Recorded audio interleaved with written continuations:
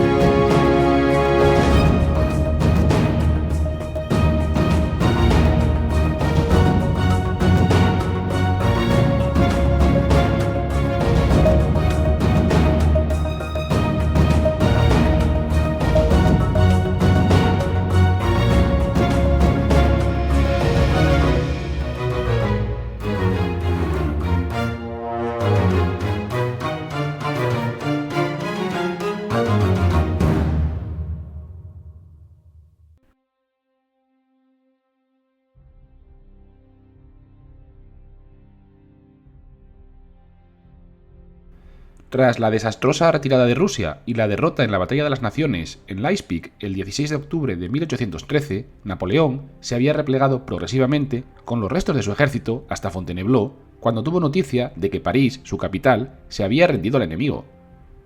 Enfurecido, pretendía marchar sobre la capital, pero sus mariscales le hicieron saber que ya no lucharían por él. Con gran parte de la misma Francia ocupada por los ejércitos extranjeros, despojado solo unos días antes de su título imperial por el Senado de Francia, los mismos senadores que le debían su puesto y sus prebendas a él, encerrado en su palacio de Fontainebleau, lejos de su esposa María Luisa y de su hijo, el rey de Roma, finalmente Napoleón abdicará en favor de este el 4 de abril de 1814. Los aliados no estaban interesados en ningún tipo de componendas con Bonaparte, y lo que menos les interesaba era otro Bonaparte en el trono de Francia y tener que preocuparse por el futuro.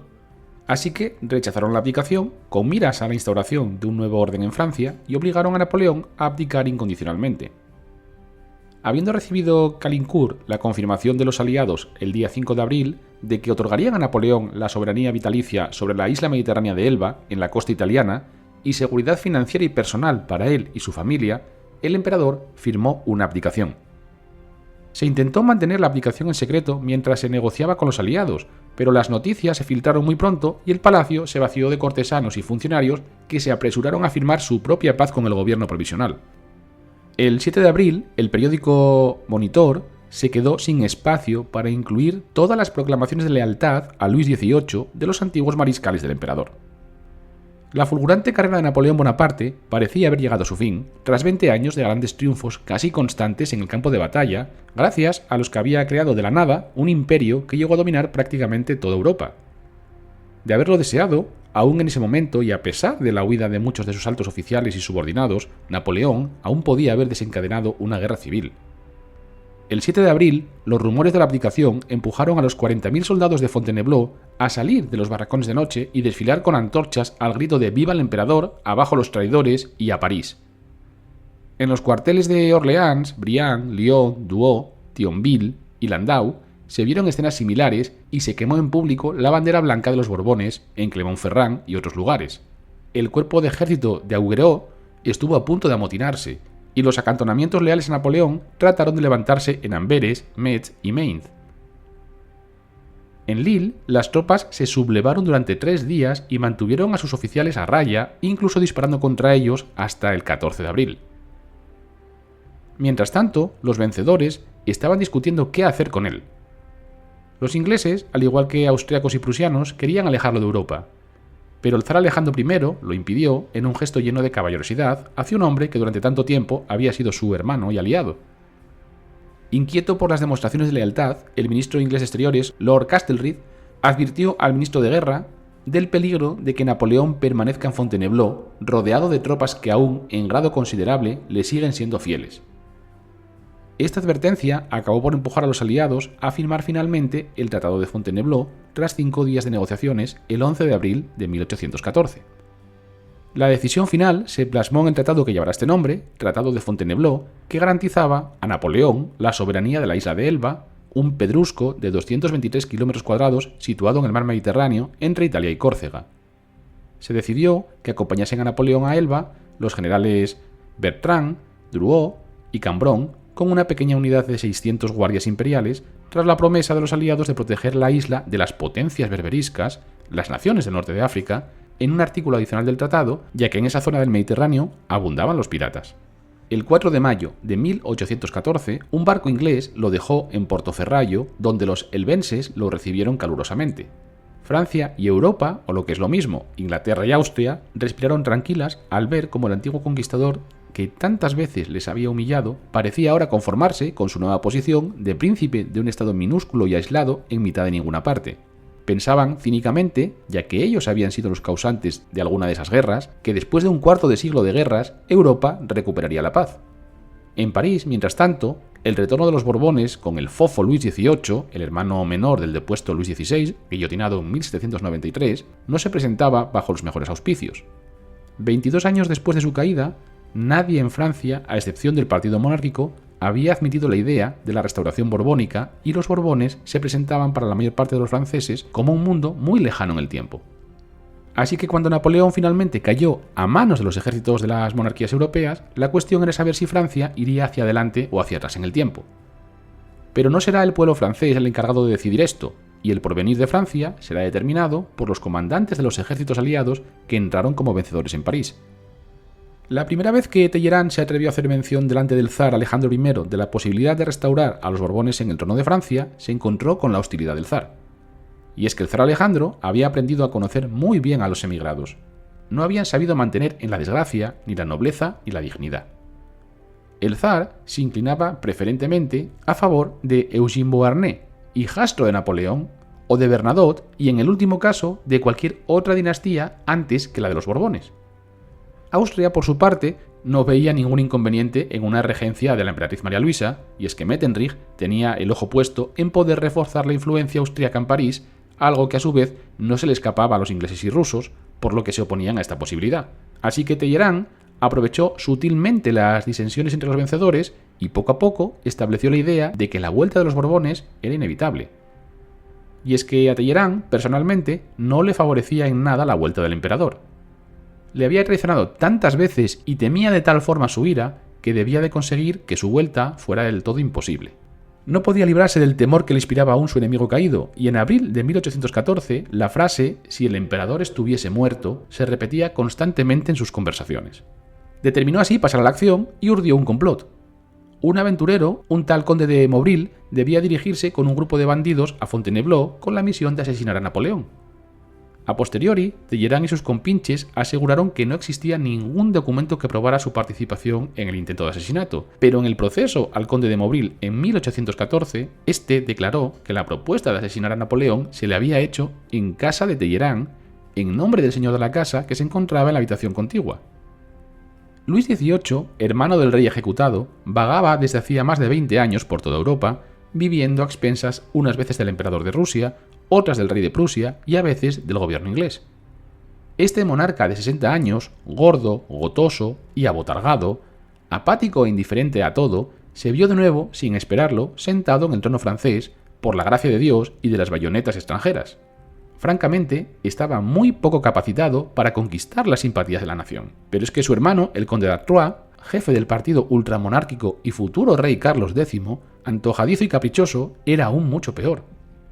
Inculto y arrogante, de mentalidad limitada y agrio, provisto de un poderoso ímpetu vengativo, tuvo, desde el principio de la Restauración, una gran influencia en la corte. En 22 años de revolución y de guerras, los Borbones no habían aprendido nada y no habían olvidado nada de su pasado, por lo que volverían a París en 1814 como si ésta aún fuese la capital de 1784. Luis XVIII y sus colaboradores pretendían instaurar un régimen parecido a la monarquía del ejecutado Luis XVI, pero el zar y el resto de potencias aliadas no tenían intención de ver cómo la historia volvía a repetirse. El primer encuentro entre Alejandro y Luis dejó en el zar una impresión desagradable. Ahora lamentaba su elección, pero era ya demasiado tarde, no obstante lo cual le dejó claro al rey que era necesario reconocer los cambios más importantes que había aportado la revolución. Así, antes de entrar en la capital, el rey debía firmar el 2 de mayo de 1814 la declaración de Saint-Ouen, en virtud de la cual Luis, por la gracia de Dios, rey de Francia y Navarra, decidía adoptar una constitución liberal, pero considerando que no era posible aceptar una constitución que necesitara correcciones ulteriores, convocaba para el 10 de junio al Senado y al cuerpo legislativo, comprometiéndose a someter a su examen el trabajo que desarrollaría una comisión elegida en el seno de ambas instituciones. El resultado de esta constitución sería una dirección de forma representativa. Las Cortes votarían los impuestos, libertad de expresión, prohibición de la venta de los bienes nacionales y el mantenimiento de la Legión de Honor. Esta Constitución establecía así un régimen transitorio en Francia, ya que habría sido impensable restablecer la antigua monarquía, algo por encima de las posibilidades de los Borbones. Así que para romper con el absolutismo anterior a la Revolución de 1789 y para desmontar el poder dictatorial del emperador, otorgó a los franceses, muy a su pesar, una carta que creaba una monarquía constitucional, tomando como modelo las instituciones británicas en las que finalmente los grandes principios de la Declaración de los Derechos del Hombre de 1789 fueron reconocidos por el Borbón y recogidos en el Código Civil. Y por si acaso quedaba plenamente garantizada la propiedad de los bienes nacionales, expropiados a la Iglesia durante la Revolución y vendidos a muchos particulares. Este sistema podía contentar a la mayoría de los franceses, sobre todo porque tras la derrota militar de Napoleón, Francia no había sido humillada por los vencedores. El país había vuelto a sus fronteras de 1792, con algún añadido, recuperado su imperio colonial y se mantuvo libre de toda ocupación militar y del pago de indemnizaciones de guerra. Una paz blanca. Por ahora, Luis XVIII debía contar con los hombres que le habían alzado al trono, por lo que Talleyrand dirigirá su primer gobierno en el que será nombrado ministro de guerra el mariscal Soult, y la mayoría de los mariscales y generales de Napoleón, que reconocieron al nuevo régimen, seguirán en sus puestos de mando. Pero cuando los Borbones se sintieron más sólidamente asentados, el rey y particularmente su hermano el conde d'Artois intentarán colocar a los monárquicos en las posiciones perdidas. Al igual que en el ejército, poco a poco restablecieron el poder de la Iglesia y su primacía, y en general los altos cargos fueron acaparados por emigrados desprovistos de talento en el mejor de los casos y de mérito alguno en su totalidad, excepto el de haber luchado durante 20 años contra el pueblo francés. De vuelta a Francia tras 2 decenios de exilio, no conocían el nuevo país surgido de la Revolución y exigían la devolución de todos sus cargos y títulos, además de compensaciones a la altura de su desgracia. Había dado vuelta la tortilla y era hora de volver a poner las cosas en su sitio, pensaban. El conde d'Artois será el máximo exponente de este espíritu reaccionario. Talleyrand defenderá con astucia los intereses de Francia en el Congreso de Viena, iniciado el 1 de noviembre, que debía definir el nuevo orden internacional tras más de 2 décadas de guerra. Así que gracias al reconocimiento exterior, Luis XVIII pudo dedicarse a la recuperación del reino y asegurar la paz civil.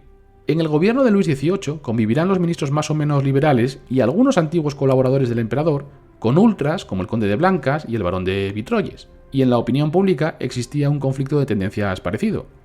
Desde la izquierda, el filósofo Benjamin Constant temía que se tomaran medidas liberticidas, mientras que desde la derecha, el vizconde de Bonald exigía la persecución tanto de los bonapartistas como de los jacobinos, y estos últimos aspiraban a reeditar la revolución de 1789-1795.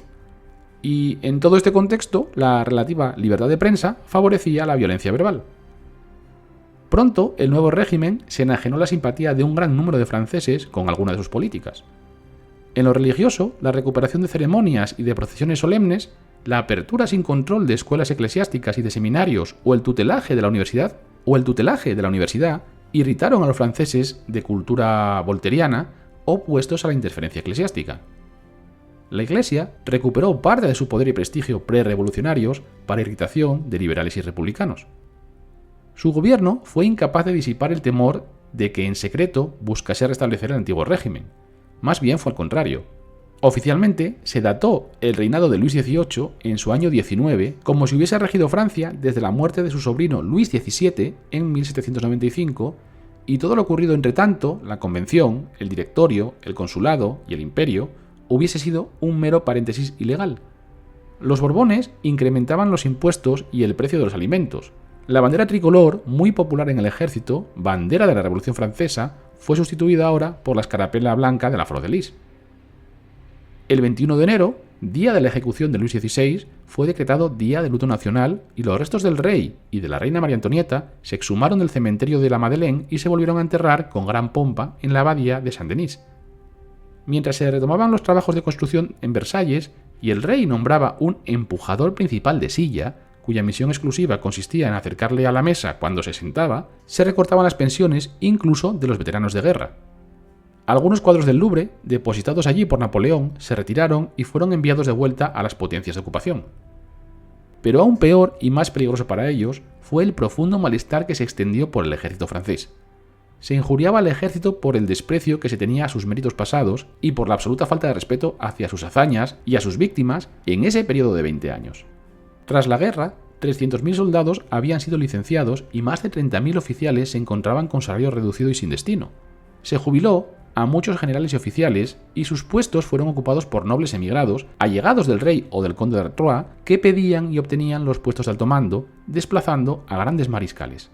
Mientras la mayoría de mariscales y almirantes se unieron rápidamente a la nueva monarquía, la fidelidad al emperador seguía muy arraigada entre los oficiales superiores, los puestos subalternos y los veteranos, y su malestar corría el riesgo de desembocar en comportamientos sediciosos o conspiraciones.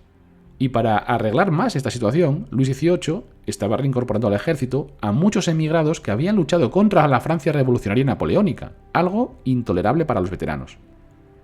Bourrienne, destituido por Napoleón por expoliar el tesoro público y por corrupción, fue nombrado ministro de Policía.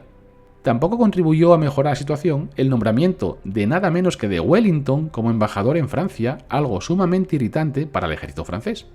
Como hemos dicho, la bandera tricolor fue sustituida por la blanca con la Flor de Lis y se degradó la Legión de Honor a favor de las viejas distinciones reales. Una nueva guardia doméstica sustituyó a la Guardia Imperial, a la vez que se abolía la Guardia Media, instituida por Napoleón en 1806, que podía presumir de numerosas distinciones ganadas en combate.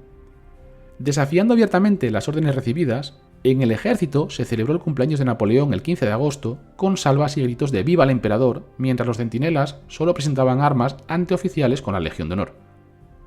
Una nueva ordenanza real hizo redistribuir a los antiguos propietarios la parte de los bienes nacionales que aún no había sido vendidos, pero como esto aún les parecía insuficiente, se estaba ya preparando una nueva etapa en la que se procedería a la recuperación de las posesiones que habían pasado a otras manos y su restitución a sus antiguos dueños. Sin duda, querer revocar todas las transferencias materiales de la Revolución y del Imperio era un objetivo que estaba claramente fuera del alcance de los monárquicos. No habían pasado ni 6 meses desde la entronización de Luis XVIII cuando ya se estaba formando una gran oposición en el país y todo tipo de complots contra el poder real restaurado. El salón de la duquesa de Bassano se había convertido en una especie de estado mayor de la oposición antimonárquica. Allí se apreciaban menos los cumplidos a la dueña de la casa que las bromas sobre la corte real. Fouché, el eterno intrigante, no había podido permanecer durante mucho tiempo como un mero espectador de los acontecimientos. Primero, escribió una carta a Napoleón aconsejándole que se fuera a Estados Unidos de América para después enseñar dicha carta al conde de Artois, entregándosela como muestra de su preocupación por la nueva dinastía. Napoleón sobre ese peñasco sería para Italia, para Francia y para toda Europa como el Vesubio junto a Nápoles, diría.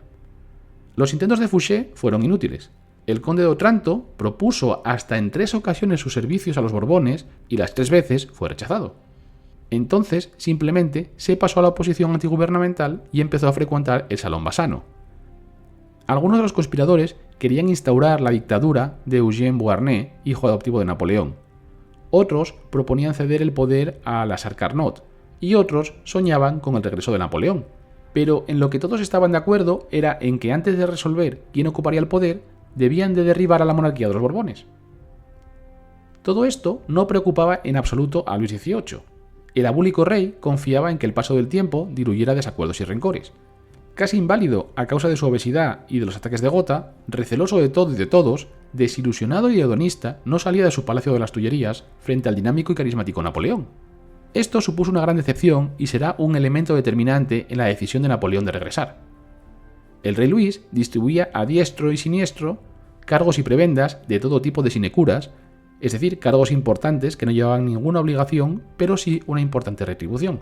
Y el pueblo, primero con asombro, luego con irritación y finalmente con descontento creciente, seguía la actividad de estos señores extranjeros que disponían con insolencia y altivez de un país que había vivido tantos años sin ellos y aún en contra de ellos. Así que durante el breve periodo de tiempo que duró la restauración borbónica, el único talento que demostraron los Borbones y sus seguidores fue el sorprendente arte de poner a todo el mundo en su contra. Mientras tanto, en su reino de juguete, Napoleón, cómodamente instalado en su palacete de Mouligny, en un alto sobre Portoferraio, desplegó su habitual energía en la administración de su nuevo reino de opereta, como él mismo lo definió. Tras su toma de posesión el 4 de mayo de 1814, reorganizó su administración bajo la autoridad de un intendente, un gobernador y un tesorero.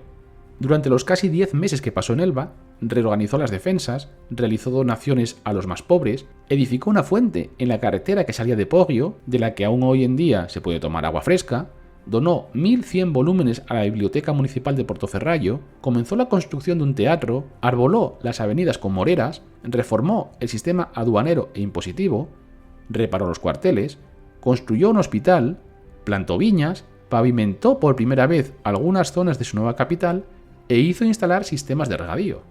También organizó un eficiente sistema de recogida de basuras y estableció un tribunal de apelaciones y un cuerpo de inspectores para supervisar la ampliación de carreteras y la construcción de puentes. Y es que a pesar de lo diminuto de su reino, de apenas 11.400 habitantes, quería hacer de Elba el reino de opereta mejor gestionado de Europa. Pero el emperador también tenía sus motivos personales para estar descontento, y es que a pesar de que, en teoría, el Tratado de Fontainebleau había dispuesto que se le proporcionasen unos ingresos anuales de 2,5 millones de francos, los Borbones no le entregaron ni un céntimo. La situación empeoró cuando en diciembre los Borbones confiscaron las propiedades y bienes de la familia Bonaparte. Sumemos a esto que estaba separado de su mujer y su hijo, y es que Metternich, temeroso de un futuro Napoleón II, decidió hacer del hijo del emperador un príncipe austriaco. Su abuelo le serviría como padre y a partir de 1814 el futuro duque de Reichstadt sería educado en el palacio del emperador de Austria. Napoleón estaba indignado, y es que aunque había contemplado muchas posibilidades, nunca que le pudieran quitar a su hijo y a su esposa. A finales de mayo de 1814, la antigua emperatriz Josefina moría en la Malmaison. Había sido el foco de atención tras la marcha de la emperatriz María Luisa. Era ahora la última encarnación viviente de una época pasada. El zar Alejandro la visitaba a menudo, charlando largamente con ella, paseando por el parque, y otros como el rey de Prusia, los grandes duques Nicolás y Michel, Bernadotte, ahora heredero al trono de Suecia, o electores alemanes y mariscales, siguieron su ejemplo. Y es que Josefina era y ejercía en realidad como primera dama de Francia, para mayor despecho de la corte de Luis XVIII. Cayó enferma el 20 de mayo y los médicos fueron incapaces de hacer un diagnóstico, falleciendo el 29 de mayo de 1814 a la edad de 51 años.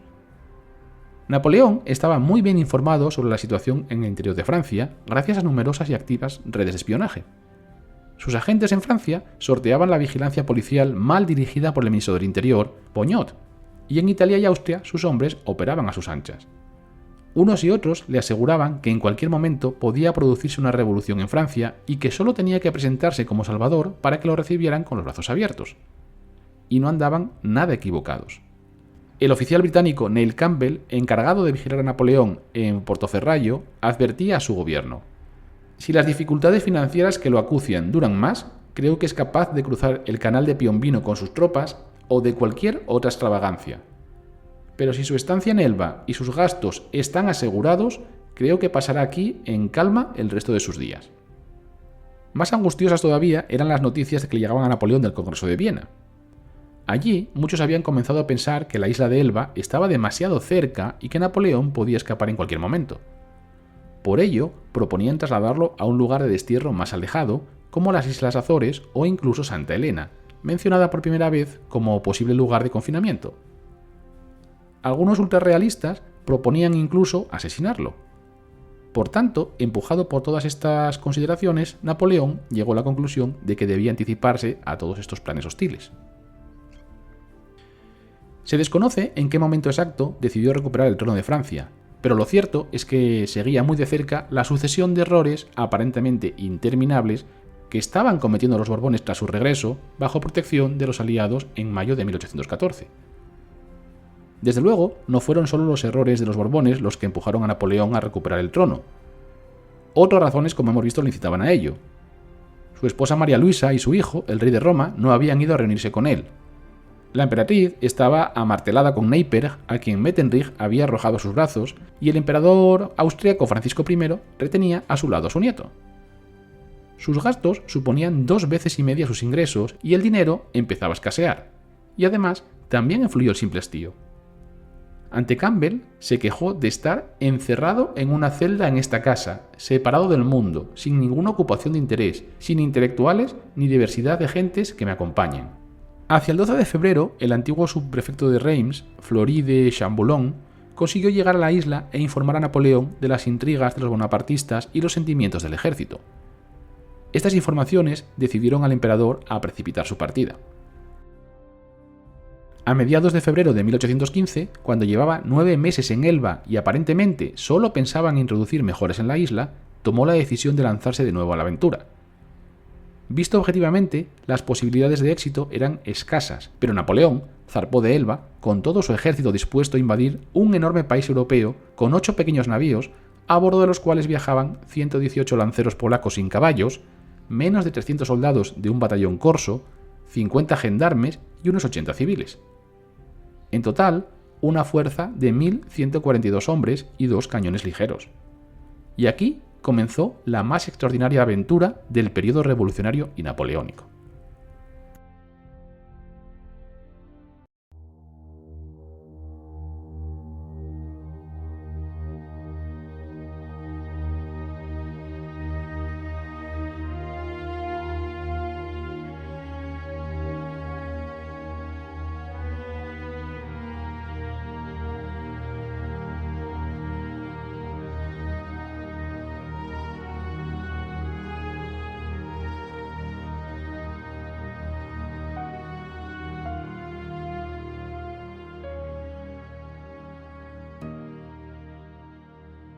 Estás escuchando Que vuelen alto los dados, tu podcast de historia.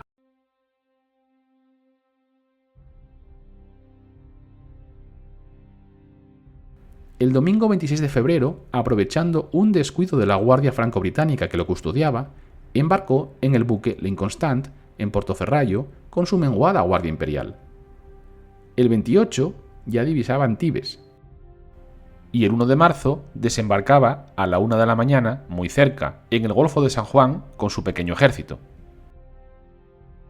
Nada más desembarcar, lanzó 2 proclamas, una para el pueblo francés y otra para el ejército, copiadas a mano en el barco por todos los hombres que sabían escribir.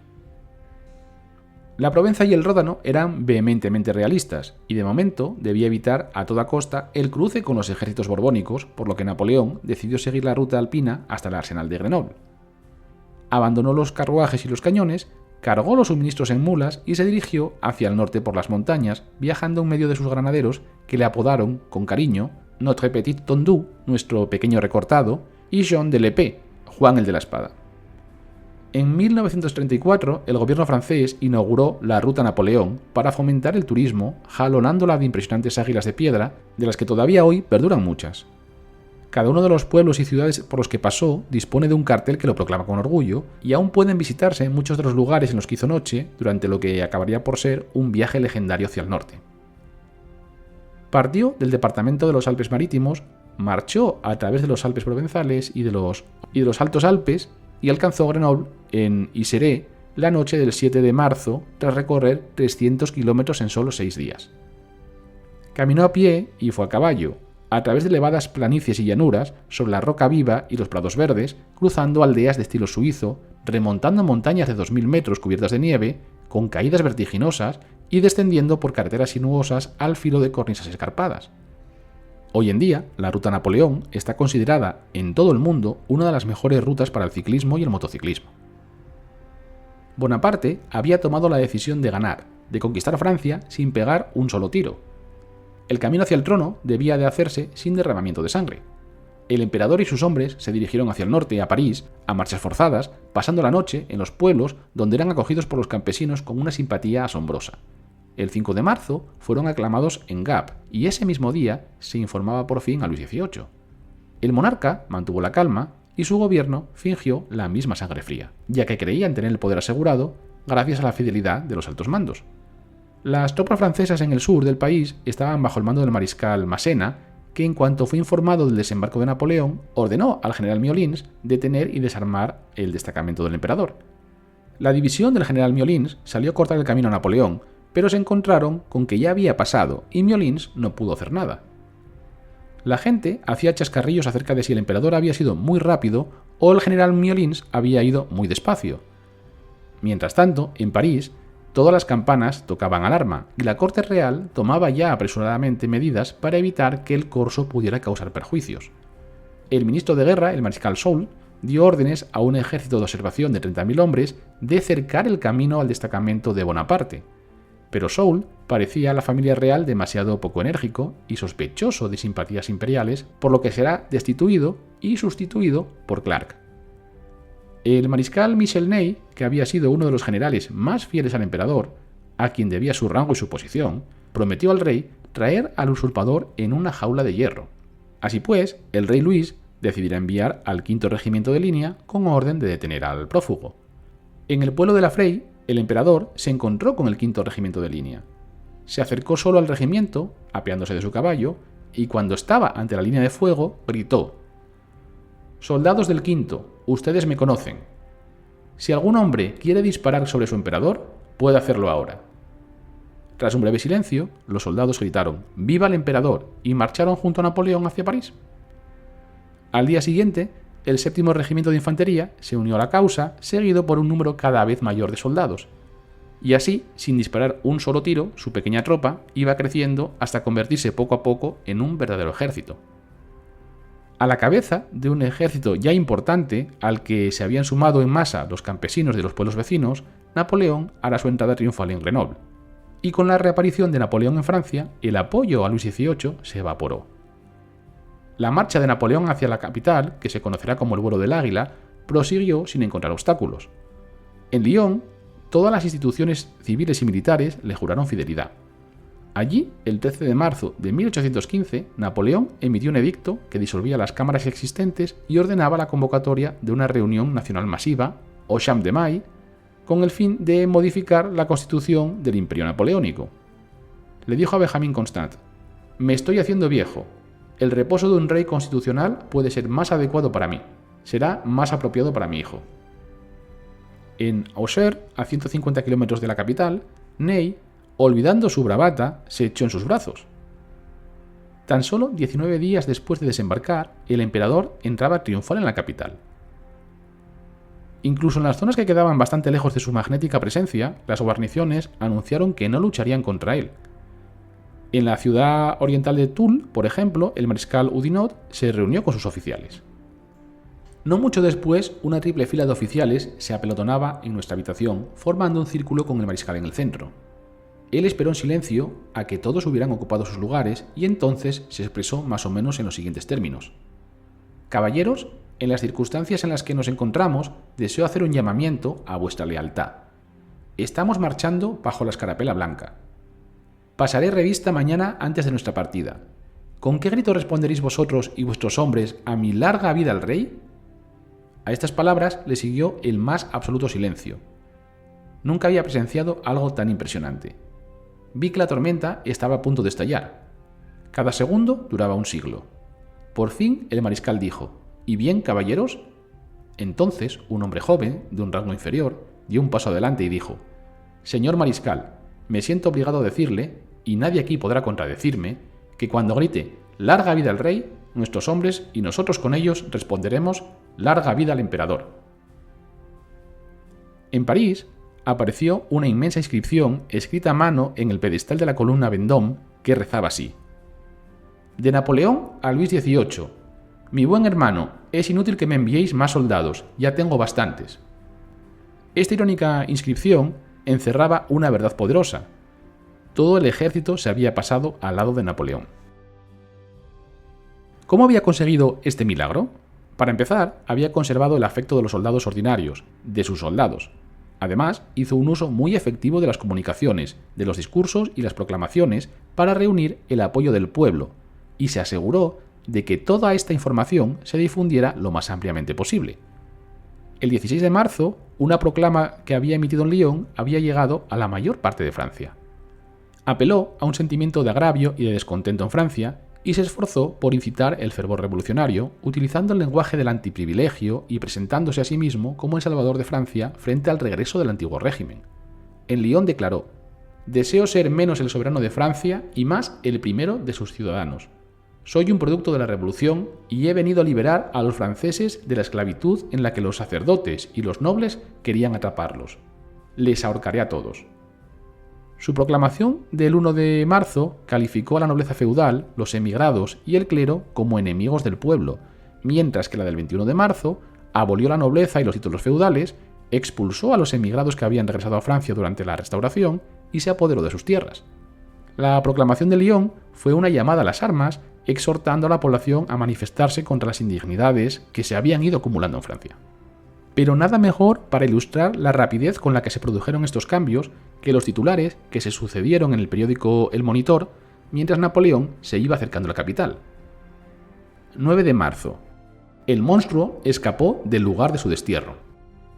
10 de marzo.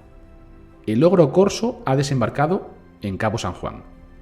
11 de marzo. El tigre se ha mostrado en Gap. Están avanzando tropas por todos lados para detener su marcha. Concluirá su miserable aventura como un delincuente en las montañas. 13 de marzo.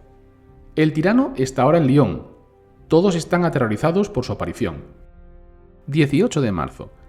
El usurpador ha osado aproximarse hasta 60 horas de marcha de la capital. 19 de marzo. Bonaparte avanza a marcha forzada, pero es imposible que llegue a París. 20 de marzo. Napoleón llegará mañana a las murallas de París. 21 de marzo. El emperador Napoleón se halla en Fontainebleau. 22 de marzo. Ayer por la tarde, Su Majestad el Emperador hizo su pública entrada en las Tullerías. Nada puede exceder más el regocijo universal.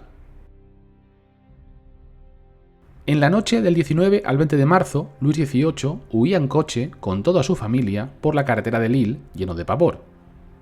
El orondo rey había sido empujado literalmente hasta su carruaje, tarea harto complicada, dadas sus dimensiones, para buscar refugio en Lille, donde la guarnición local le mostró bien a las claras su hostilidad, por lo que finalmente partió hacia Gante.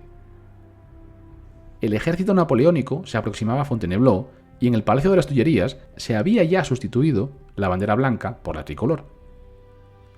Miles de personas estaban en las calles mientras los parisinos reían y se burlaban de la huida real, y los partidarios del rey se deshacían de las escarapelas blancas a toda prisa. Napoleón no había entrado aún en París, pero todo el poder de los Borbones había dejado de existir ya en la capital. En el Palacio de las Tullerías, las tapicerías con los lises blancos de los Borbones se habían reemplazado rápidamente por las abejas de oro del imperio. El 20 de marzo, a las 9 de la noche, Napoleón entraba en el Palacio de las Tullerías, abandonado, como hemos visto, a toda prisa la noche anterior por Luis XVIII. En el patio, atestado de soldados y civiles que querían presenciar su regreso, las escenas de recibimiento fueron extraordinarias. Según cuentan sus memorias el barón Thibault, al menos 20.000 personas atestaban las cercanías del pabellón de Flora, la escalera y las dependencias a donde pensé que nunca podría llegar. De repente reapareció Napoleón. La reacción de la multitud fue instantánea e irresistible. En cuanto le vieron, el ruido fue tan ensordecedor que parecía que el techo se iba a venir abajo. La presión de sus partidarios era tal que apenas pudo cerrar la puerta de sus apartamentos en el palacio. El cambio de régimen en París fue sencillo. Esa misma noche se descubrió que la flor de lis que tapaba la alfombra de la cámara de audiencias del palacio se podía retirar, dejando al descubierto las antiguas abejas napoleónicas. De inmediato, la reina Julia de España, la reina Hortense de Holanda y sus camareras y todas las damas se pusieron manos a la obra y en menos de media hora la alfombra volvió a ser imperial. Era el comienzo del imperio de los 100 días.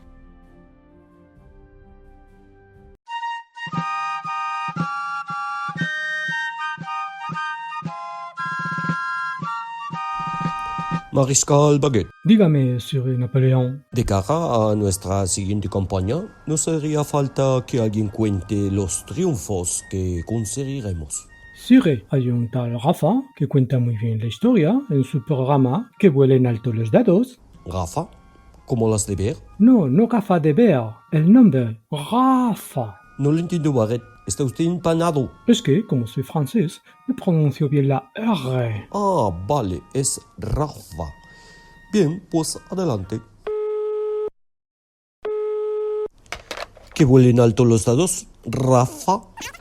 Oye, mira, soy Monsieur Napoleón. Te llamo porque vamos a hacer una campaña y me gustaría que contaras mis victorias inconmensurables y... Sí, en Rusia. Frío. Rafa, mon Dieu, ¿qué te pareces a mi madre? Que sí, que te he abrigado por si refresca por las noches. Que vuelen alto los dados. Tu podcast de historia.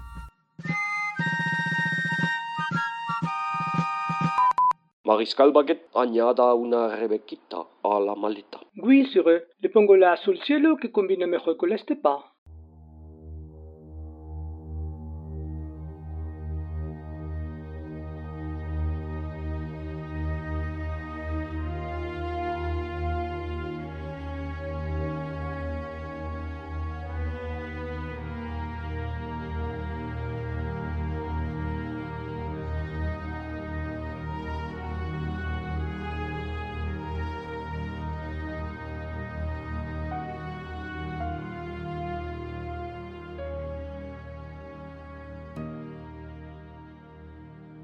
Estás escuchando Que vuelen alto los dados, tu podcast de historia.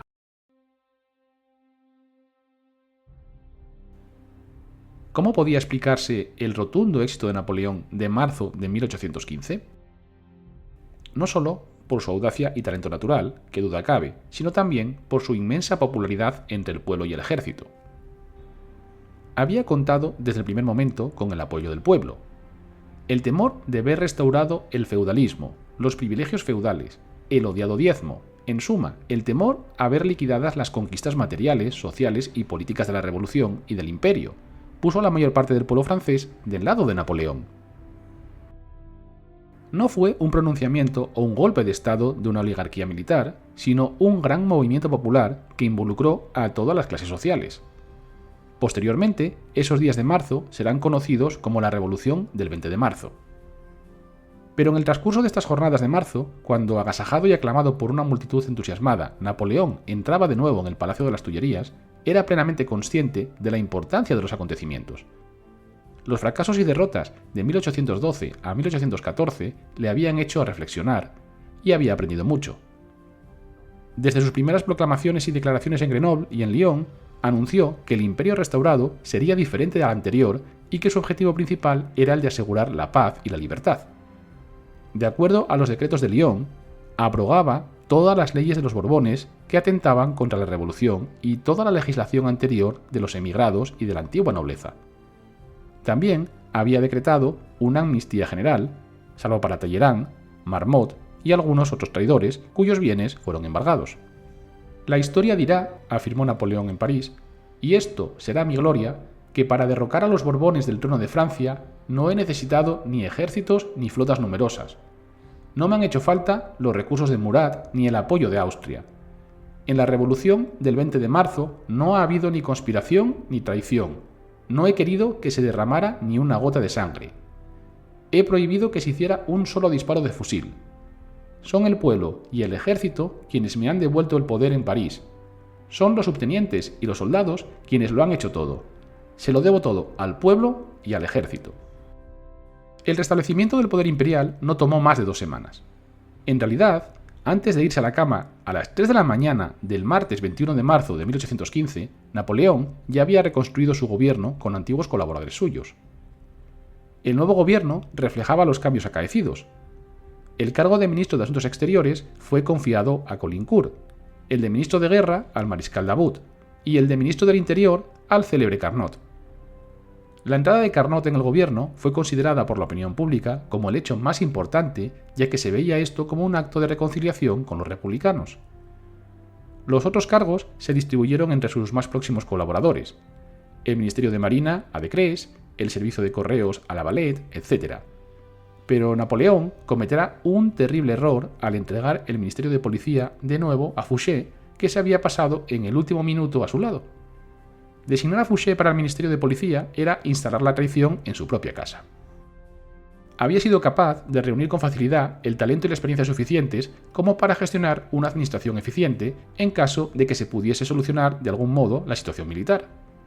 La mayoría de las instituciones se adhirieron al nuevo régimen imperial y la purga se limitó a unos pocos traidores confirmados. El único mariscal, además de Lefebvre, que se presentó en las Tullerías de inmediato fue Davout, que fue uno de los pocos que tras la abdicación de Napoleón se negó a jurar lealtad a Luis XVIII, pero el emperador cometió el error al nombrarle ministro de guerra, gobernador de París y comandante de la Guardia Nacional de la capital, privándose así después de los servicios de uno de sus mejores generales en los campos de batalla de Bélgica. De los 19 mariscales en activo, solo 11 apoyaron a Napoleón. Del resto de mariscales, Marmont y Augereau le habían traicionado en 1814. Víctor permanecía fiel a los Borbones. El hasta entonces políticamente fiable Jourdan fue nombrado par de Francia, gobernador de Besançon y comandante de la 6ª División Militar, mientras que MacDonald y Oudinot permanecían pasivamente al margen. Oudinot volvió a su hogar en Bar-le-Duc después de que sus tropas se pasasen a Napoleón. Tan pronto como llegó, el emperador promulgó una serie de decretos destinados a ganarse a la burguesía y apaciguar al pueblo. Se abolieron todos los títulos feudales, se expropiaron todas las tierras de los emigrados y se pusieron en marcha grandes planes de obras públicas, mientras que los viejos colegios electorales del imperio, que habían elegido la legislatura napoleónica, fueron convocados a una gran asamblea en París en junio y se les encomendó la tarea de aprobar reformas en la Constitución imperial. Reformas que harían posible la libertad de prensa y la existencia de un auténtico gobierno parlamentario. Al mismo tiempo, se hicieron grandes esfuerzos por pintar el nuevo régimen como un periodo de paz, mientras que el emperador se mofaba públicamente de la idea de la guerra y enviaba embajadores a Viena para defender su causa. Napoleón era de nuevo el dueño de Francia. Sin embargo, no era el mismo. La abdicación del año anterior, con sus traiciones y muestras de aversión popular, habían dejado una huella profunda en su ánimo y ahora no se fiaba de las apariencias. Al ser felicitado la misma noche de su regreso a las Tullerías por su ministro del Tesoro, Molé le respondió: «El tiempo de los cumplidos ha pasado, me han dejado llegar como han dejado partir a los otros». Y su ministro del Interior, Carnot, declaraba su sorpresa: «No lo reconozco, el audaz retorno de la isla de Elba parece haber agotado su energía. Fluctúa, duda, en lugar de actuar, parlotea, pide consejos a todo el mundo». Su esposa María Luisa se negó a volver a París con el hijo de ambos, frustrando así su deseo de asegurar la continuidad de su monarquía. Y como en ocasiones anteriores, intrigaban contra él desde dentro de su propio gobierno. Joseph Fouché, el ministro de Policía, que ya lo había traicionado años antes. Bonaparte comprendía que el anterior régimen de poder despótico y autocrático ya no era posible. El imperio se restablecía, pero era un nuevo imperio liberal. Se puso manos a la obra inmediatamente para consolidar su nuevo régimen, para el que se propuso dar un giro más liberal.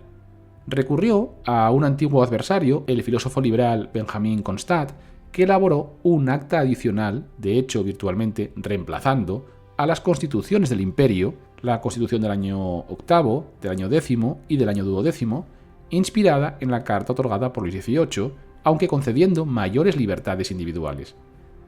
Este texto contemplaba una legislatura bicameral que compartiría el poder con el emperador al modo inglés.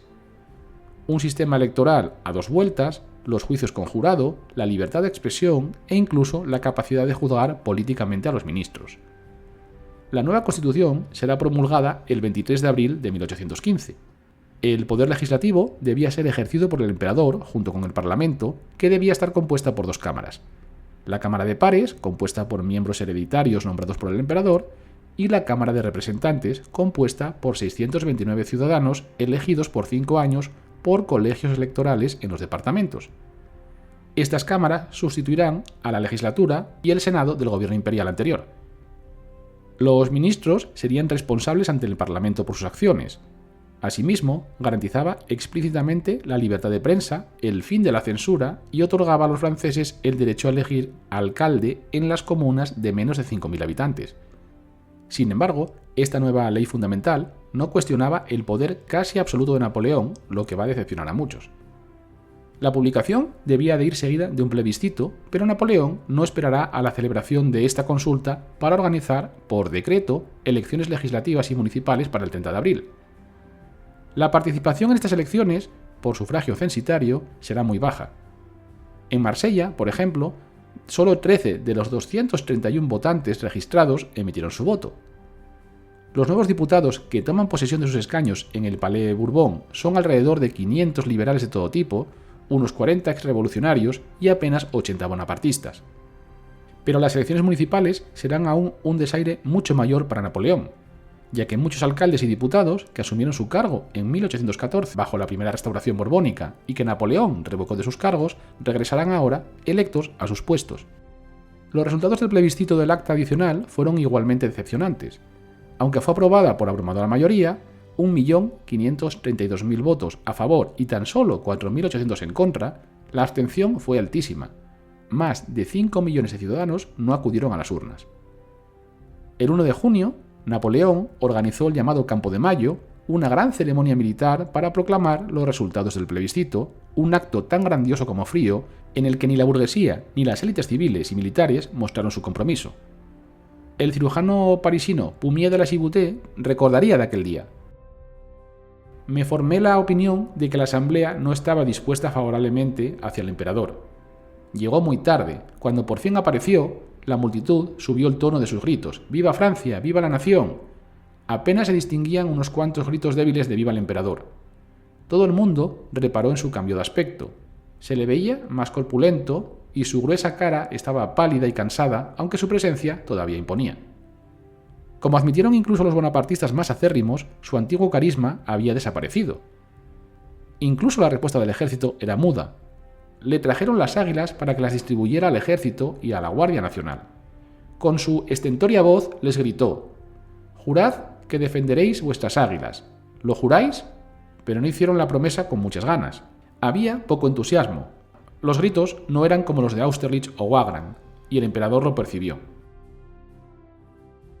En cuanto a las milicias populares, los llamados fédérés, que comenzaron a aparecer en las ciudades y en los pueblos grandes con el objetivo de luchar contra la monarquía, no consiguieron llegar más que a las clases pobres de las ciudades y a la pequeña burguesía, y daban muestras de una considerable ambivalencia hacia el régimen, inspirando poca confianza. Durante el Imperio de los 100 días, las 2 cámaras tuvieron sesiones solamente un mes, desde el 3 de junio hasta el 7 de julio de 1815. En la apertura solemne de las cámaras, el emperador apareció con sus hermanos con traje de gala, extraño y fuera de lugar, de miembros de la familia imperial, con los bajos de seda y los trajes forrados de oro. Este atuendo no respondía a la imagen que tenía el pueblo ya del petit caporal, del héroe de Montenot o de Lodi. Ya no había rastro de esa expresión de felicidad, de sentimiento de comunión con el pueblo, de fe en su buena estrella, que se leía en su rostro en la tarde del 20 de marzo. Ahora le asediaban por todas partes las preocupaciones y veía claramente la inmensidad de los cometidos que se le presentaban ante él. Mediante un decreto emitido el 29 de marzo de 1815, Napoleón suprimió la trata de esclavos sin restricciones, así como la venta de negros en todas las colonias francesas. declaraba la confiscación de buques capturados en el acto de intercambiar negros y el cese de sus capitanes. En cuanto a las clases bajas, en algunas zonas hubo muestras de apoyo popular a Napoleón. En Metz, por ejemplo, una muchedumbre enfurecida asedió los cuarteles generales del gobernador e izó la bandera tricolor en la torre de la catedral. En Nevers, echaron al gobernador de la ciudad cuando intentó tomarla para Luis XVIII, y en Grenoble, Lyon y por último París, Napoleón había sido recibido por multitudes que le alentaban.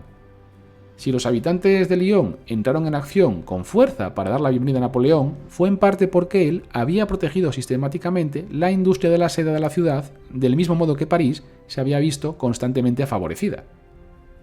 En el resto de ciudades las cosas eran muy diferentes. Desde muchos lugares del país llegaban informes sobre desórdenes y deserciones ante los reclutamientos, y en la Vendée estalló una nueva revuelta. En el norte, profundamente católico, Luis XVIII, en su huida, fue recibido en ciudades como Lille por multitudes de habitantes que le rogaban que no abandonara Francia. Napoleón aprovechó su breve regreso para retomar algunas obras públicas en París, incluyendo la fuente con elefantes de la Bastilla, un nuevo mercado en Saint-Germain, el Ministerio de Exteriores en el Quai d'Orsay y mejoras en el Louvre. Talma regresó para impartir clases de interpretación en el conservatorio, cerrado por los Borbones. Denon, como director del Louvre, David como pintor, Fontaine como arquitecto y Corbisan como médico retomaron sus antiguos empleos en el arte y en la ciencia. El cuadro de Marengo de Carl Vernet se colgó de nuevo en las paredes del Louvre. Pero mientras que el este y el noroeste eran en general partidarios del emperador, en el sur y el oeste del país predominaban los simpatizantes realistas. En la región de Nimes, el duque de Angoulême reunió voluntarios e intentó marchar al norte el 26 de marzo. Las fuerzas realistas se apoderaron de Montelimar y Valencey, por lo que Napoleón enviará al general Grouchy para restablecer el orden en la zona y el 8 de abril el duque de Angulema se rendirá en La Palude. Napoleón dudaba sobre el castigo que debía aplicar este rebelde y terminará por autorizarlo a abandonar Francia. El 16 de abril, Marsella, hostil al emperador, renunciaba a la resistencia. En Burdeos, la duquesa de Angulema, sobre la que Napoleón diría que era el único hombre de la familia Borbón, contaba con voluntarios realistas, pero se enfrentaban a la hostilidad de las tropas regulares. Una agitación más peligrosa se estaba desarrollando en la Vendée, donde los blue, los azules o imperiales, se enfrentaban a los blancs, los blancos o realistas. Louis de la Rochelle-Capelan se pondrá al frente de la insurrección. El 21 de mayo, Napoleón nombrará al general Lamarque comandante de la Armée de l'Ouest, del Ejército del Oeste, con unos 20.000 hombres, con la misión de restablecer el orden en la región.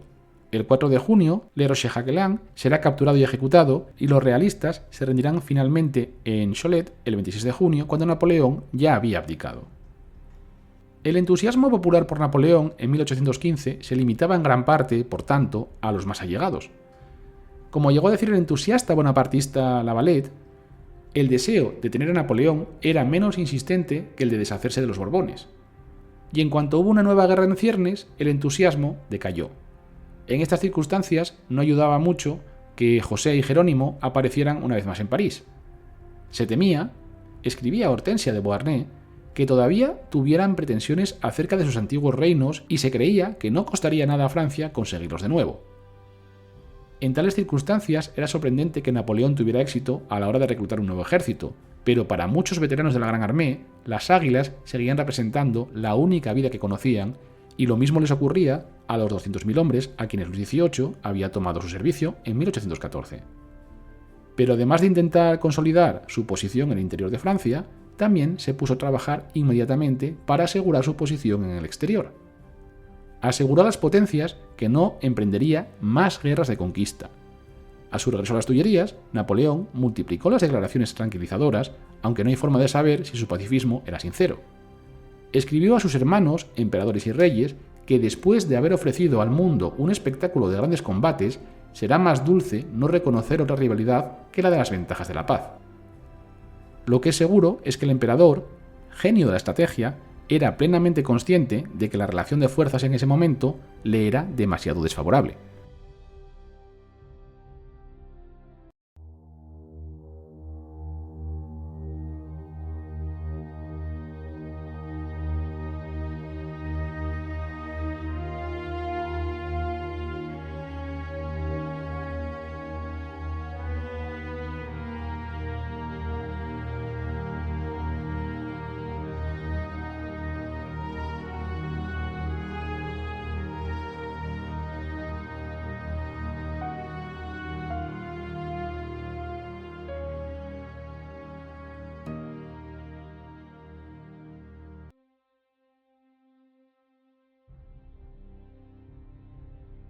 Si a Napoleón le importó seriamente instituir todas estas reformas democráticas es una pregunta que nunca podremos responder, ya que los aliados rápidamente abandonaron sus disputas territoriales y se unieron contra su viejo enemigo, lo que obligó a Napoleón a concentrarse más en las cuestiones militares que en las domésticas. Había dirigido a todas las potencias europeas, Rusia, Inglaterra, Austria y Prusia, proposiciones de paz, bajo condición de respetar el status quo. Declaraba solemnemente que renunciaba a todas las pretensiones y que Francia solo aspiraba a la paz. Comprendía claramente que solo podría conservar el poder y el apoyo popular si apartaba a Francia de los horrores de una nueva guerra.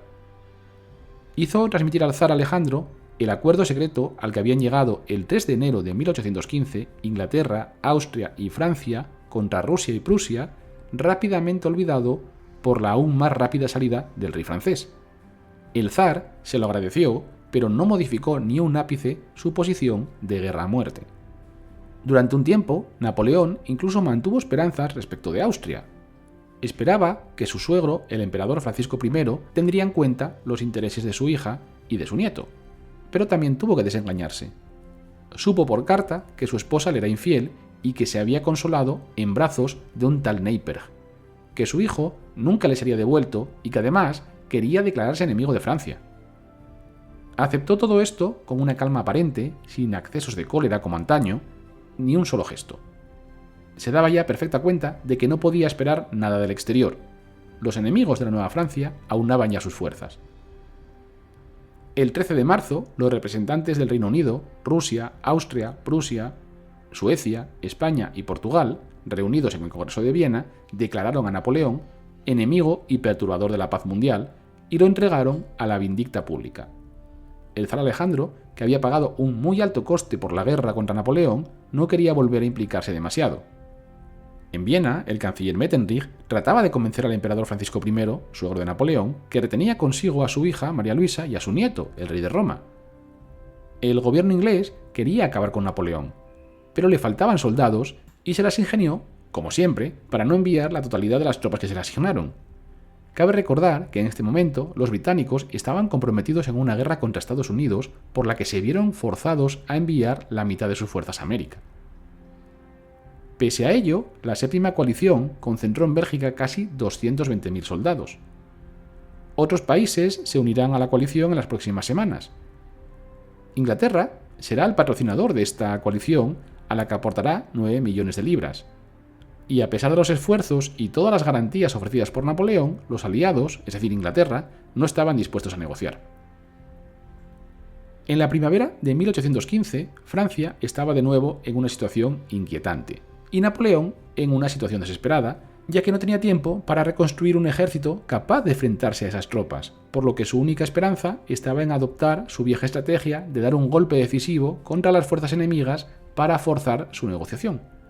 Decidido a reclutar un gran ejército, ya no podía contar con el consentimiento que había hecho posible el éxito de las levas de los años anteriores.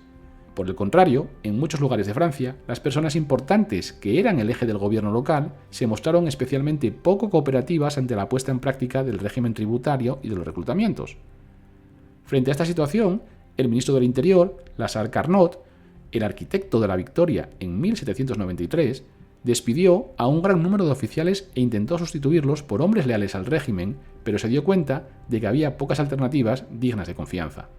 No obstante, durante semanas Napoleón se dedicó a esto con su energía de siempre, y para finales de mayo de 1815, el total de las tropas disponibles estaba en torno a 220.000 hombres, incluyendo más de 20.000 jinetes y 366 piezas de artillería, con 66.000 hombres más en los depósitos, aún en adiestramiento, que no estaban listos para el despliegue. Entre sus hombres había muchos veteranos, incluidos oficiales con experiencia, pero también jóvenes menos entrenados. Se estaba ya rebañando el fondo del caldero. A fines de mayo, Napoleón había formado l'Armée du Nord, el ejército del norte, que liderado por él mismo, participaría en la campaña de Waterloo. La capacidad de los fabricantes franceses no era suficiente para satisfacer las enormes demandas de municiones y equipo al ritmo necesario para reequipar a este ejército, por lo que se adquirió material de fuera de Francia. Se compró material de Gran Bretaña y otros suministros fueron contrabandeados desde los Países Bajos. Cientos de talleres de confección de uniformes se establecieron por todo París. Todo el país se vio involucrado en la preparación para la guerra reduciendo el desempleo y creando un sentido de propósito nacional común. Para la defensa de Francia, Napoleón desplegó sus fuerzas restantes dentro de sus fronteras con la intención de retrasar a sus enemigos extranjeros mientras suprimía a sus enemigos internos. En junio, había organizado sus fuerzas de esta manera. El quinto cuerpo de ejército, el ejército del Rin, comandado por Rapp, acantonado cerca de Estrasburgo; el séptimo cuerpo de ejército, el ejército de los Alpes, comandado por Suchet, acantonado en Lyon; el primer cuerpo de observación, o ejército del Jura, comandado por Lecouvreur y acantonado en Belfort; el segundo cuerpo de observación, o ejército de Var, comandado por Brun, con sede en Toulon; el tercer cuerpo de observación, o ejército de los Pirineos Orientales, comandado por de Caen, con base en Toulouse; y el cuarto cuerpo de observación, o ejército de los Pirineos Occidentales, comandado por Clausel, con sede en Burdeos. Además estaba el ejército del oeste, también conocido como el ejército de la Vendée y el ejército del Loira, comandado por Lamarque, que se formó para reprimir la insurrección realista, como hemos visto, en la región de la Vendée, que permanecía aún leal al rey Luis XVIII durante los 100 días. Así que, como poco, Napoleón estaba en posición de oponer resistencia. Con relativamente pocas tropas alistadas, dispuestas a tomar el campo, el emperador podía esperar la invasión masiva que la séptima coalición prepararía sin duda en cuanto reuniera suficientes hombres, o bien tomar la ofensiva y asegurarse una victoria dramática que podría darle tiempo para que su régimen consolidara su dominio sobre Francia o incluso frustrara la resolución de sus enemigos. Enfrentado a tal elección, el emperador no dudó. El 15 de junio, Napoleón se reunía con el ejército del norte para salir al paso de las tropas enemigas en Bélgica. Austriacos, alemanes, rusos y españoles se encontraban a las puertas de Francia, pero el emperador pensaba que la campaña estaría prácticamente ganada si derrotaba al prusiano Blücher y al británico Wellington. La primera parte de su plan fue un éxito, y el 16 Napoleón obtenía su última victoria ante los prusianos en Ligny. 2 días más tarde se produjo en Waterloo la batalla decisiva. El choque se mantuvo incierto durante bastantes horas y bien podría haberse resuelto a favor de los franceses, pero acabó en su derrota. Después de la derrota de Waterloo, Napoleón regresó a París y se encontró con un país nuevamente invadido. Vencido, pero no abatido, ya estaba pensando en su venganza. El 19 de junio le escribió a su hermano José para anunciarle su plan de campaña. Pensaba reunir 150.000 hombres, 100.000 federados y guardias nacionales y 50.000 hombres de los depósitos. Si Grouchy se le unía con sus 50.000 hombres, tendría más de 300.000 hombres para oponerse al enemigo con los caballos de los carruajes para disparar las piezas de artillería. El emperador llegó el 20 de junio a París. Durante todo su viaje, dormitaba en su carruaje. Se despertaba a veces, miraba por la ventana sin reconocer el lugar y se adormecía nuevamente. Se sentía mal, padecía agudos dolores de estómago y unas tremendas ganas de dormir. Una vez en París, no se dirigió al Palacio de las Tullerías, donde le esperaban, sino al Palacio del Elíseo, que estaba desierto. En cuanto llegó, pidió un baño caliente que le disipó su somnolencia y recobró la sangre fría y con ella la calma y la energía. La batalla de Waterloo estaba perdida, sí, eso no se podía negar. Pero no la guerra. Esta solo había comenzado y nada era aún decisivo. Su intención era reunir las cámaras en una sesión imperial, pintarles las desgracias del ejército, pedirles los medios para salvar al país y luego volver a partir. Pero ya había sido traicionado. En 1814, Talleyrand había sido el traidor. Ahora era el turno de Fouché, que había hecho todo lo posible para propagar el derrotismo, la duda y la traición entre las cámaras. Como siempre, agazapado en las sombras, había predispuesto a las cámaras contra el emperador, que habían jurado salvaguardar la libertad cuando las exigencias del momento dictaban salvar a la patria. Fouché murmuraba por doquier: «Moriremos todos con él», infundiendo a los diputados un sentimiento de temor gregario. El barco se iba a pique y no se podía salvar más que eliminando el cargamento que le arrastraba al fondo.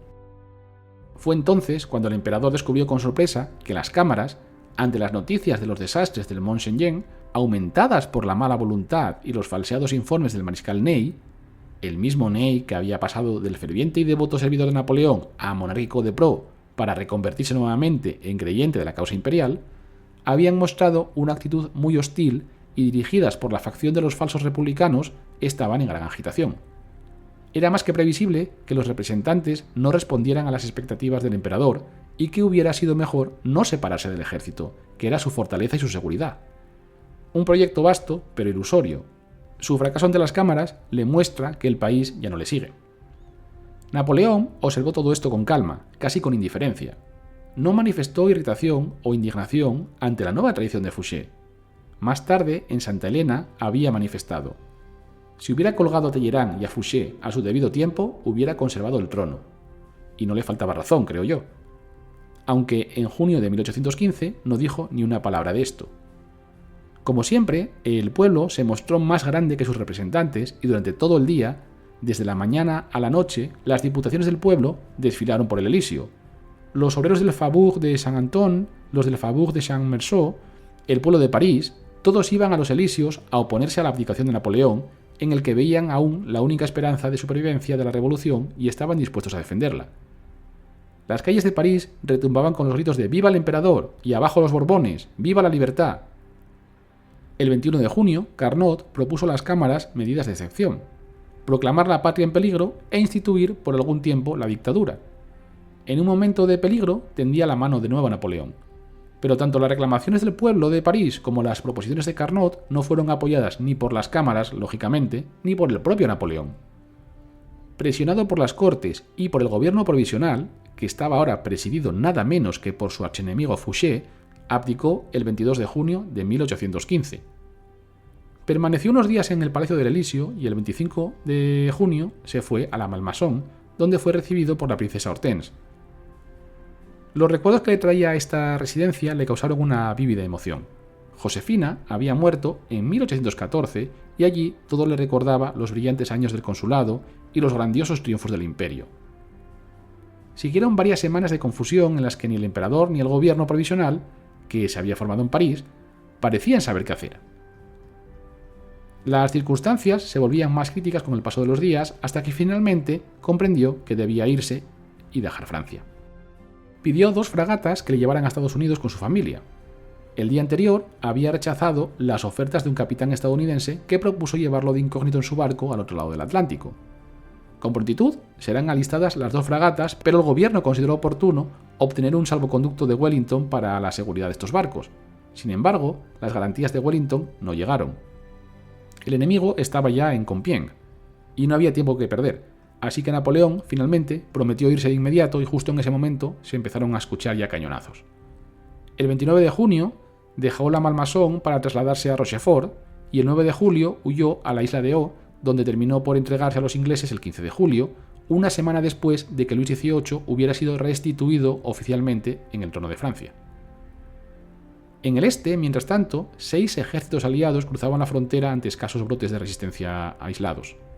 Desesperado por poner fin a la contienda, el gobierno provisional hizo un llamamiento a la paz, pero los aliados insistieron en presionar hasta capturar París, que cayó el 7 de julio, sin que los tan cacareados fédérés disparasen un solo tiro. La buena gente de París comenzó a salir de la ciudad y a mezclarse con nosotros como si no hubiera pasado nada. Llegaron a nuestro campamento todo tipo de refrigerios. Era ciertamente impresionante ver la confianza que los habitantes depositaban en nosotros. Escribía un soldado británico a su familia: unas cuantas plazas fuertes leales se habían mantenido durante el verano. La última, Montmedy, no se rindió hasta el 13 de septiembre, pero las guerras napoleónicas llegaban ya a su fin. Bandas ultrarrealistas persiguieron a los bonapartistas y varios son ejecutados sin ningún tipo de juicio. Era el terror blanco. El fofo y apático Luis XVIII recuperaba el trono. Francia perderá algunos lugares fronterizos y esta vez será parcialmente ocupada, debiendo pagar a los aliados reparaciones de guerra equivalentes al presupuesto anual del Estado. Vencido por segunda vez, el que fuese el gran conquistador de Europa terminaría sus días en el destierro-prisión de la isla de Santa Elena, un peladero de cabras en el Atlántico Sur, en mitad de ninguna parte, del que ya no regresaría.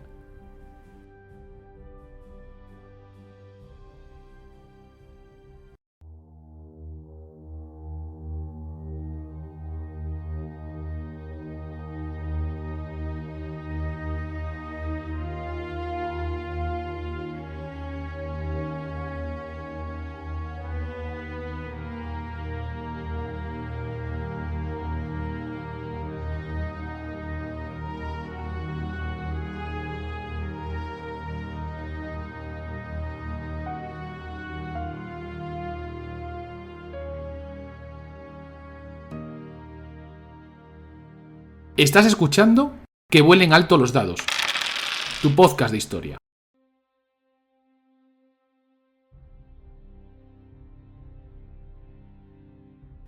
Dueño de Europa en 1812, apenas 3 años después, Napoleón Bonaparte se encontraba confinado en una pequeña isla perdida en medio del Atlántico a 2000 kilómetros de la costa más cercana, la de África.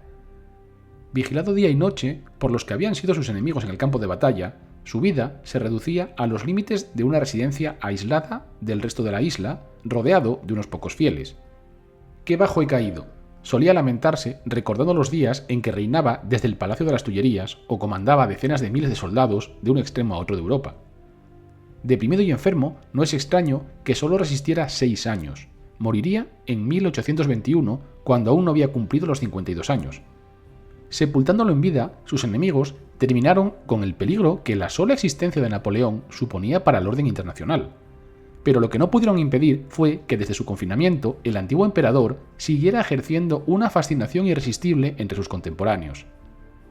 Su súbita caída y la inusitada decisión de deportarlo a una isla desconocida suscitaron una curiosidad que se tornó en simpatía cuando empezaron a circular noticias sobre los rigores de su cautiverio.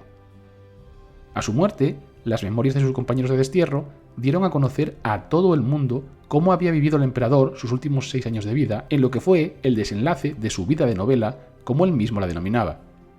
Como hemos visto, presionado por la opinión hostil del Parlamento, 4 días después de la derrota, Napoleón abdicaba por segunda y última vez, consciente de que esta vez su suerte estaba echada. Los franceses, cansados de más de 20 años de revoluciones y guerras, no pedían más que la paz bajo cualquier régimen que pudiera garantizarla. En estas condiciones, nadie podía oponerse a una segunda restauración de la dinastía borbónica, como querían las potencias beligerantes, en especial Gran Bretaña. El único problema para el rápido restablecimiento del orden público era la propia persona del emperador. ¿Qué hacer con él? Lo mismo se preguntaba Napoleón: ¿a dónde voy? La idea que desde hacía años le rondaba por la cabeza para una situación como la presente era la de exiliarse en Norteamérica, la República Democrática que desde su independencia en 1776 tanto atraía a los revolucionarios franceses. Allí podría convertirse en un simple granjero y llevar una vida en armonía con la naturaleza, como predicaba Rousseau. En los días que pasó recluido en la residencia de la Malmaison, cerca de París, Napoleón volvió a considerar la posibilidad. Temiendo que el nuevo gobierno provisional le arrestara para entregarlo a los aliados, emprendió un viaje de incógnito hacia la costa del sudeste de Francia con la finalidad de embarcarse hacia el Nuevo Mundo. Pero al llegar al puerto de Rochefort, descubrió que la costa estaba vigilada por la Armada británica, enterada del proyecto de fuga del general. En realidad, no parece que Napoleón estuviera decidido a marcharse a Estados Unidos. Al menos no llegó a intentar la fuga, pese a que se le dio la oportunidad. En vez de una huida deshonrosa, prefirió una solución que le pareció más digna: entregarse él mismo al gobierno británico. En realidad, en las circunstancias en las que se hallaba no tenía muchas más opciones, pero Napoleón quiso presentarlo a la manera teatral típica de su persona y de la época. Así, en la carta dirigida al soberano inglés, se presentaba a sí mismo como un nuevo Temístocles, el héroe de la antigua Grecia que, huyendo de sus compatriotas atenienses, se acogió a la protección del imperio persa. También él, considerándose ahora víctima de una traición interna, apelaba a la generosidad de su mayor enemigo exterior. Esperaba que el gobierno británico le dispensara un trato acorde a su dignidad, por ejemplo, alojándolo en un cómodo palacio de la campiña inglesa. Pero a los pocos días de llegar a Plymouth a bordo del navío inglés Bellerofonte, supo muy bien lo que los ingleses entendían por un trato humano: la deportación a Santa Helena, isla sana y aislada, como ellos la definían, con un acompañamiento de no más de 15 personas. Napoleón dictó de inmediato una protesta formal, ante Dios y ante los hombres, que concluía: «Lo que se hace conmigo será eternamente una vergüenza para la nación británica». Tras una travesía de 2 meses a bordo del Northumberland, el 14 de octubre de 1815, Napoleón avistaba la costa de Santa Helena. A causa de su origen volcánico, la isla presenta una sucesión de acantilados entre los que se abre, por el norte, la estrecha rada en la que se encuentra la principal población, Jamestown. Entonces, como hoy día, Jamestown se reduce a una alineación de casas a lo largo de un camino entre 2 laderas escarpadas. Allí pasó Napoleón tan solo una noche. Los siguientes 2 meses estuvo instalado en la residencia de uno de los colonos de la isla, en Briars. Fueron los momentos quizá más alegres de toda la estancia de Napoleón en Santa Helena, gracias a la hospitalidad de Mr. Balcom y a la ingenua simpatía de sus 2 hijas adolescentes, maravilladas de poder practicar su francés aprendiendo en la escuela nada menos que con el emperador de los franceses. Mientras tanto, las autoridades de la isla acondicionaban lo que habría de ser la residencia definitiva de Napoleón. El lugar elegido fue Longwood, a unos 5 kilómetros de Jamestown, sobre una meseta de 500 metros situada en el centro de la isla, delimitada por el pico más alto de Santa Helena y por los acantilados de la costa, impracticables para la navegación. El sitio era ideal, por tanto, para prevenir toda posible fuga y para mantener una vigilancia sin fisuras. El único problema era que se trataba también de la zona menos habitable de la isla, a causa tanto de la humedad como de los vientos. De hecho, el lugar estaba deshabitado antes de la llegada de Napoleón, y la residencia que se le habilitó había sido originariamente poco más que un establo, aunque décadas antes se había intentado convertir en residencia de verano. Sin apenas árboles y con un suelo que no permitía la horticultura, como Napoleón comprobaría enseguida, azotado por el viento y bajo un cielo a menudo plomizo, todo el paraje transmitía una sensación de desolación, o al menos así lo percibieron los nuevos residentes, porque para los británicos el lugar no dejaba nada que desear. En Longwood, pues, fue donde tuvo que instalarse Napoleón en diciembre de 1815. Los años siguientes serían una continua lucha contra los elementos, la humedad, que impregnaba las paredes y convertía las estancias en cavas, como llamaba Napoleón a su dormitorio, las termitas, que corroían el edificio y mobiliario, o incluso las ratas. En una ocasión, el emperador vio como varias se escapaban de su bicornio cuando iba a cogerlo de un armario. Pero la amargura de Napoleón no se debió principalmente a estos inconvenientes, que en gran medida se explicaban por una cierta falta de previsión. El resentimiento del general por la humillación a la que se le sometía encerrándolo en semejante lugar tuvo pronto un blanco contra el que descargarse: el gobernador de la isla, Hudson Lowe, el carcelero, al que el emperador dirigirá las más violentas imprecaciones, tal como lo recoge en sus memorias. Hudson Lowe no fue elegido al azar como gobernador de Santa Helena. En pasadas guerras, entre otras misiones, se había encargado de organizar la resistencia antinapoleónica precisamente en Córcega, la patria del emperador. Oficial estricto y de probada lealtad, fue seleccionado por el primer ministro británico y por el secretario de Estado para las colonias para mantener la vigilancia sobre el ilustre prisionero de Santa Helena al mando de una guarnición de 3.000 hombres. Es comprensible que desde su llegada, en abril de 1816, Lowe pusiera el máximo empeño en el cumplimiento de su misión. No podía permitir de ningún modo que sobre él cayera el deshonor de una segunda huida de Napoleón. Pero todos los historiadores convienen, incluso los británicos, en que el gobernador dispensó al emperador un trato innecesariamente desconsiderado, surgiendo así, casi desde el primer encuentro, una disensión incorregible entre ambos. Disgustado de entrada por el aspecto físico de Lowe, Napoleón se sulfuraba por sus mezquindades.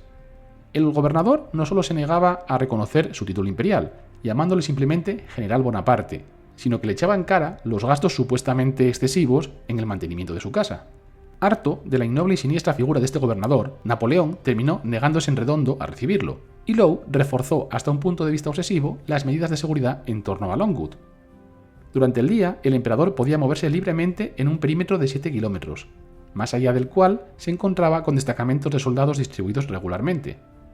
Durante la noche, los soldados se apostaban a escasos metros de la casa. Un oficial británico residente de forma permanente en Longwood debía cerciorarse 2 veces al día de la presencia de Napoleón. El emperador había caído muy bajo, como él mismo decía, pero nunca perdió las formas. A su destierro le habían acompañado unos pocos hombres de confianza, junto con sus familias y una decena de servidores. Todos ellos remedaron en Longwood la vida de la corte de París. Napoleón insistió hasta el final en que se mantuviera estrictamente la etiqueta cortesana adoptada desde su ascenso al trono en Francia. Nadie podía dirigirse a él ni sentarse sin que previamente le diera permiso. Las comidas se hacían con todo el protocolo, utilizando una lujosa vajilla traída previsoriamente desde Francia por sus criados. Por la noche se celebraban tertulias en las que se recordaba el pasado, pero también se discutían temas científicos o literarios, o se recitaban obras de teatro. Napoleón era especialmente aficionado a las de los trágicos griegos y franceses, que junto con algunos libros de la Biblia o la melancólica poesía de Ossian, formaban el grueso de sus lecturas durante estos años. Para este hombre que durante 2 decenios había gobernado a millones de hombres, la compañía de un puñado de personas le resultaba vital, y la marcha de cualquiera de sus acompañantes suponía toda una crisis. El hombre con el que más congenió en Santa Helena fue sin duda el conde de Les Cases, un antiguo emigrado que se había integrado en el régimen napoleónico no hacía muchos años. Más culto que los demás acompañantes, quienes lo detestaban por su arribismo, fue el autor del Memorial de Santa Helena, la recopilación de confesiones del emperador que sería la fuente principal de la leyenda napoleónica en el siglo XIX. Tras la marcha precipitada de Les Cases a finales de 1816, acusado por Lowe de mantener correspondencia no autorizada, Napoleón se quedó con un solo secretario, Gourgaud, joven general que había servido de decán en las últimas campañas bélicas en Europa. Entrometido y sin delicadeza, Gourgaud casi terminó con la paciencia de Bonaparte antes de abandonar la isla a principios de 1818. Solo permanecieron hasta el final el mariscal Bertrand, héroe de las guerras pasadas, que se hallaba absorbido por su bella esposa, que lo había acompañado a Santa Elena, y el general Montholon, cuya mujer abandonó la isla en 1819. Precisamente, la presencia de estas mujeres ha dado pie a especulaciones sobre alguna última aventura galante del emperador. No se sabe con seguridad si existió algo con Madame Montholon, de la que Napoleón se despidió entre lágrimas. Lo que sí es seguro es que Madame Bertrand tuvo que rechazar sus avances. La principal ocupación de Napoleón en Santa Elena fue la composición de sus memorias. Esto era lo que llamaba ponerse a trabajar, y lo que llenaba buena parte de su jornada diaria, sobre todo al principio. En realidad, Napoleón no escribía, sino que dictaba. Las Cases, el principal de sus secretarios, cuenta la meticulosidad y la pasión que Napoleón ponía en esa tarea, que empezó ya durante la travesía marítima a Santa Elena. Por la mañana hacía un primer dictado que Les Cases y su hijo transcribían luego a partir de una versión estenográfica. Por la tarde, el conde se lo leía a Napoleón, quien señalaba errores u omisiones y volvía a hacer un segundo dictado que esta vez resultaba ya completo y definitivo. Todo ello le daba motivo para volver sobre los errores que creía que habían motivado su caída, la invasión de España en 1808, la campaña de Rusia en 1812 y sobre todo la batalla de Waterloo, que rememoraba una y otra vez sin llegar a comprender nunca la razón de la derrota. Otra ocupación que le entretuvo un tiempo fue la creación de un jardín y una huerta junto a la casa. El fracaso del empeño, por la mala calidad del terreno, hizo que Napoleón se hundiera un poco más en un estado de abatimiento que dominó su último periodo en Longwood. El aburrimiento había sido la mayor amenaza desde el principio. Los testimonios al respecto son innumerables. Lo único que nos sobra aquí es tiempo, decía. Y al término de la jornada preguntaba, ¿qué hora es? Otro día menos, vamos a dormir. Pero hacia el final el emperador permanecía días enteros encerrado en su habitación, tomando a veces baños que duraban hasta 4 horas. O bien le invadía la nostalgia y a la vez el presentimiento de su próxima muerte, como cuando repetía unos versos del drama Zaire de Voltaire: pero ver de nuevo París no debo pretender. Veis que a la tumba estoy listo para descender. La enfermedad, en efecto, se desarrollaba rápidamente. Sobre su naturaleza existen 2 tesis, la hepatitis o el cáncer de estómago. Los médicos que le hicieron la autopsia concluyeron que se trataba de cáncer, como el que sufrió su padre y una de sus hermanas, pero en ese momento el gobernador británico estaba interesado en descartar la afección hepática, temiendo que se considerara consecuencia del tratamiento dispensado al desterrarlo a Santa Elena. En sus últimos días de vida, Napoleón hizo testamento, y todavía repitió en él las acusaciones contra el gobierno británico por la decisión de desterrarlo al tiempo que repartía su fortuna entre los acompañantes de Santa Elena y su familia. Dictó asimismo un testamento político en el que defendía su obra de gobierno con la esperanza de que su hijo, que desde su primera abdicación se hallaba junto a su madre María Luisa en la corte de Viena, la continuara algún día. Murió el 5 de mayo de 1821. Sus últimas palabras, ya en estado de delirio, resultaron emotivas. Ejército, cabeza de ejército, Josefina. Junto al recuerdo de su primera esposa, fallecida justo después de su primera abdicación, era su pasado de general y conquistador el que debía de ocupar su pensamiento hasta el final. La desaparición del hombre más temido de Europa puso fin a casi 13 años de guerra casi continuas que habían modificado las fronteras y alterado gravemente el equilibrio de poder en el continente. El Congreso de Viena intentó una vuelta al status quo anterior a la Revolución Francesa, pero la huella dejada por Napoleón era mucho más profunda de lo que se creía. Y es que la ocupación francesa había tenido el efecto de esparcir las ideas revolucionarias por toda Europa, lo que, unido al ascenso del romanticismo, desatará el sentimiento nacionalista y los movimientos antiimperiales, dando lugar al nacimiento de nuevos países como Italia y Grecia.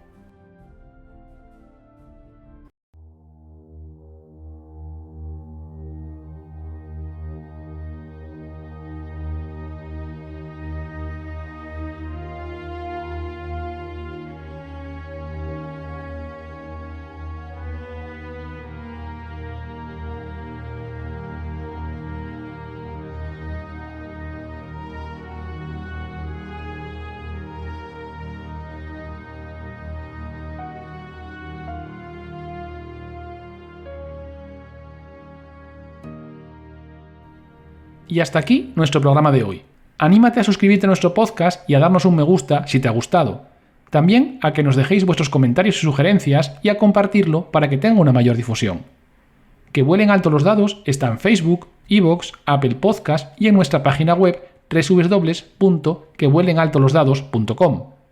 Si queréis comunicaros con nosotros, podéis hacerlo a través de nuestro correo electrónico contacto@quevuelenaltolosdados.com. Y si queréis apoyar este proyecto, por menos de lo que cuesta un café, podéis ayudarnos en el acceso a la plataforma Ko-fi que se indica en la descripción de este programa. Muchas gracias y nos vemos en nuestro próximo programa.